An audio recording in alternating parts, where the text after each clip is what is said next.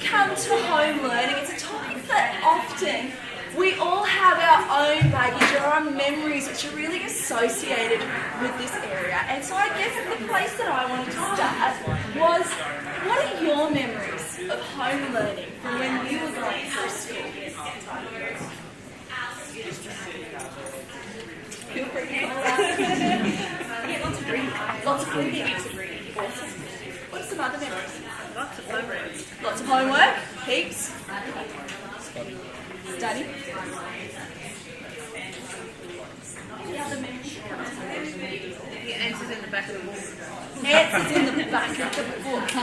Yes. In fact, my memory, and this is something when I started teaching, it's something that we also did. We had maths mentors, and kids would go back home every day. They do their column of maths mentors, and often I was wondering about the kids who would flip to the end and have a little look at that answer column because you wanted to get it all right, didn't you? That was a really big thing. It's really interesting for us to hear about what we bring when we think about home learning. And I guess the question in the zone that we like to ask ourselves is, we want to know, I guess, what research says supports as a really good position for home learning. Because we want to really add value to the education that we have for our kids.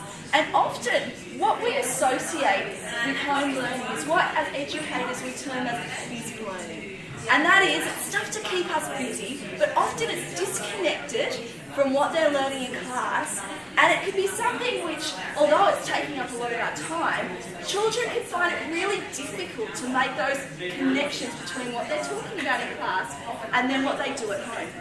So I guess a good starting place for us is to have a look to see what recent research has said about home learning and what brings value to what we do with our kids, because we don't want to send homework and keep them busy in the afternoons. As a parent, I know our lives are busy enough. We don't want to just be doing homework for the sake of keeping kids busy. We want it to actually add value to their education. So a Victorian inquiry into approaches to homework just a few years ago said this: there is strong evidence and general agreement that homework at a primary school level has little impact on academic performance, but may play an important transitional role in preparing students for secondary school and beyond. So we've got two things here that we have to hold in balance. We have to hold in balance that actually at the primary school level, sending home busy work, it actually doesn't have that value that perhaps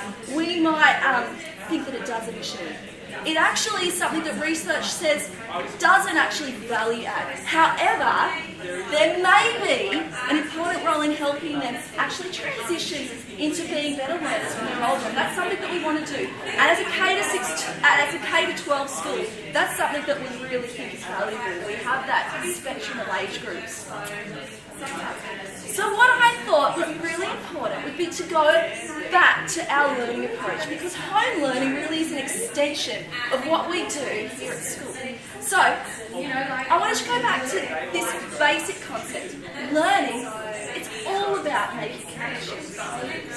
We know that learning is about taking something that a child knows and then stretching it a little bit further so that kids make these strong connections and then they can apply their learning independently. So, if you came here thinking that you were going to just be able to sit back, I've got an activity for you, just so that just keep you awake. Here we have some patterns. What I'm going to get you to do is look at these patterns. I'm going to give you 30 seconds. And then I want you to try to say as many of those to the person next to you. Have a look. There's only 6 there.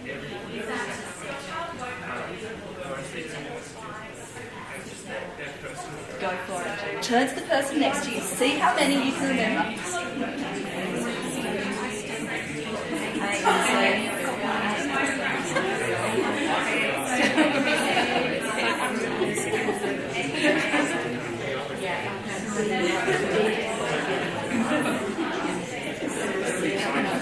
Alright, I am going just a little bit of time, so I am going to pull us back in. How did we go? Shocking! Okay. Oh, excellent. Excellent. I'll have to get some tips from you later on. Who found it hard? Why? Why was it hard? It didn't have the connections. All right. So, really hard. We have just sequences of 3 letters, nothing to back it up. Let's try the same activity, but this time these are your letters. Have a look at it, and then we're going to see how many we can say.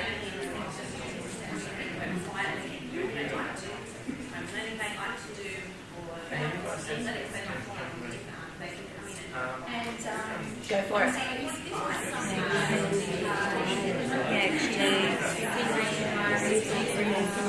ACT.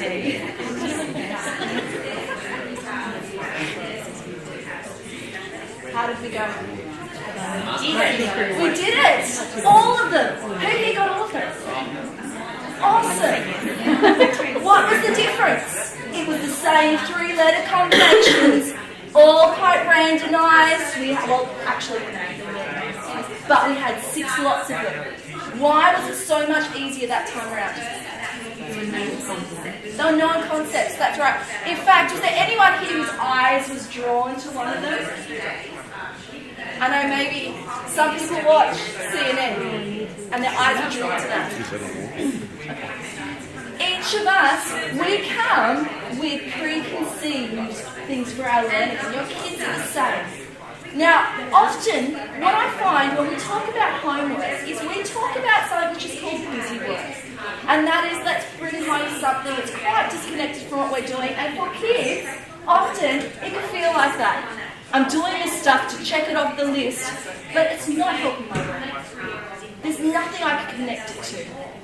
And as a team, we value your time and your children's time more than that. We want what we do, particularly if kids are doing it at home, to bring value to what they're going to be learning. Now, for that reason, this year what we've done is we've gone through our curriculum and we are making our home learning more like pre-learners.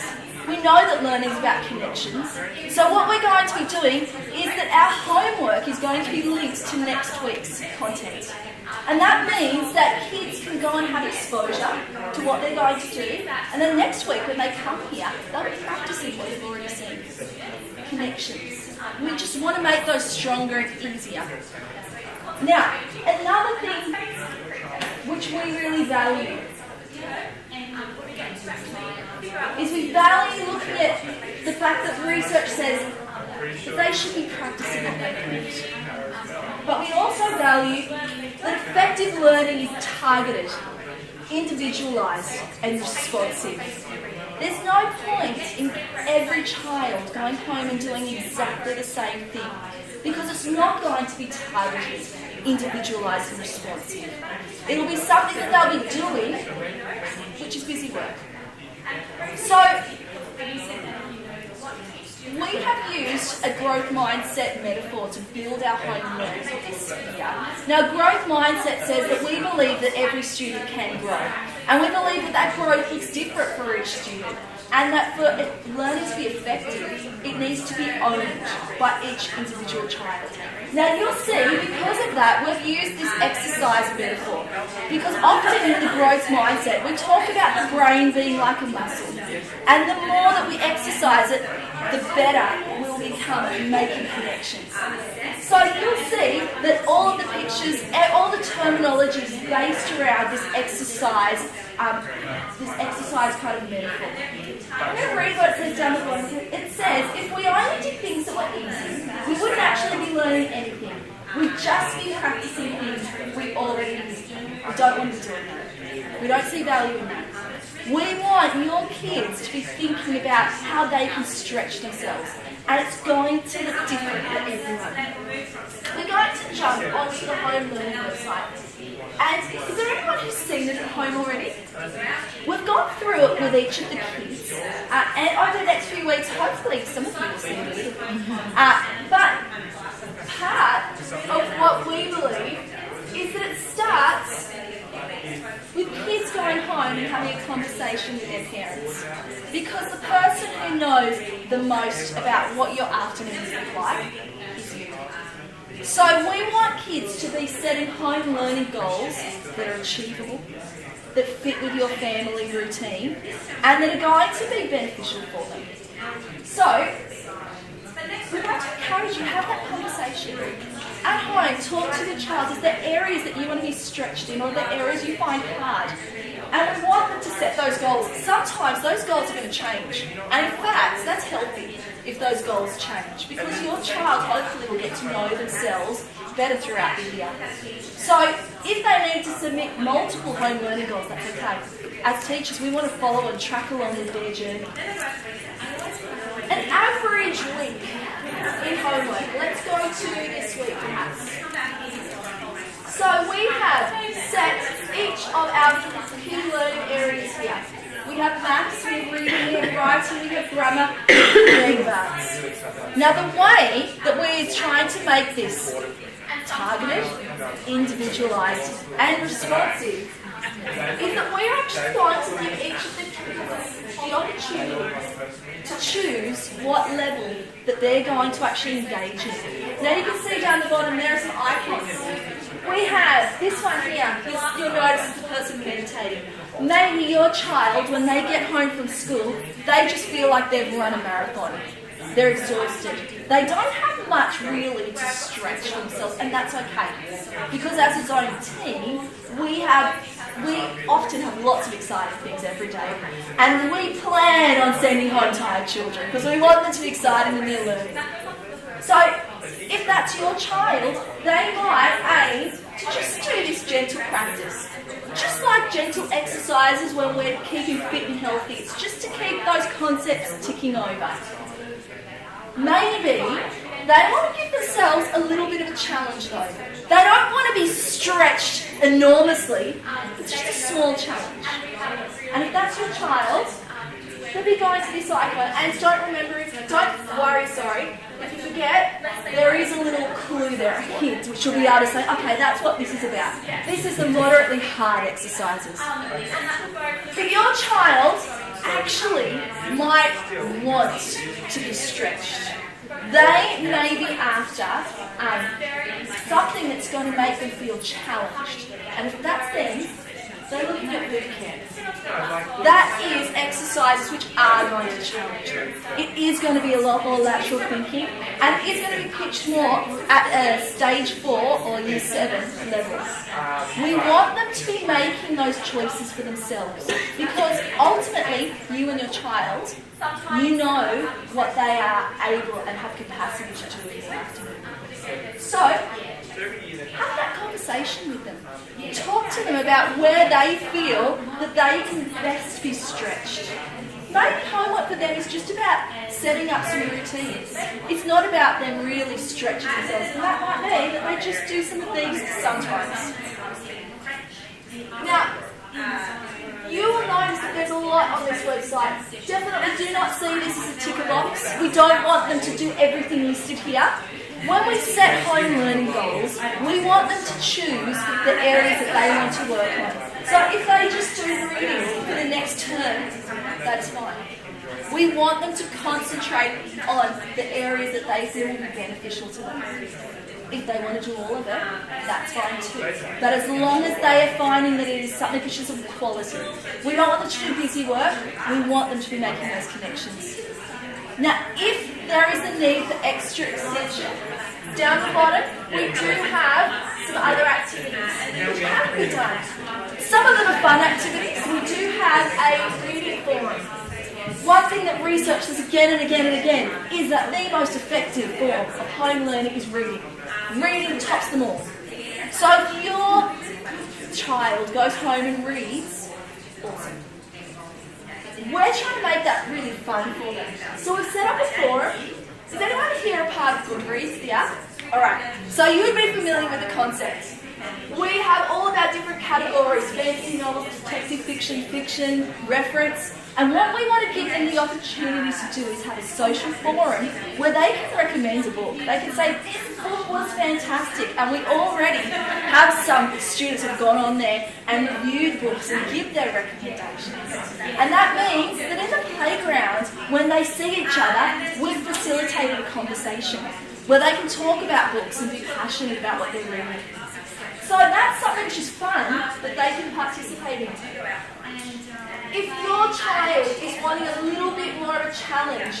in learning how to understand their reading. We have a link to Read Theory. Read Theory is a program which gives them specific practice in reference or in sometimes it's poetry reading, and then they go and engage in questions. Now the reason that we use things like Read Theory, we also use Study Ladder, is because they are extremely responsive. As soon as kids have put in their various responses, they will get feedback from these systems to tell them how they've gone.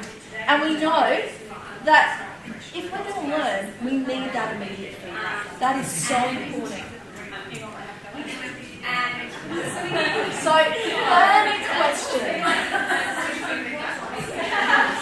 How long should my child participate in homework every week? I'm going to read this quote. Measuring homework by the time spent doing it is an imprecise and inadequate measure that does not take into account the quality of the work. I'd like to encourage you, quality over quantity. If your child has a burning desire to go home and to do 5 days of home learning, as long as it's quality, that's fine. But if quality looks like one afternoon, that's okay too. We want you to have that conversation with your child. And we've started that conversation already in the zone. So each of the kids within the zone have set a home learning goal.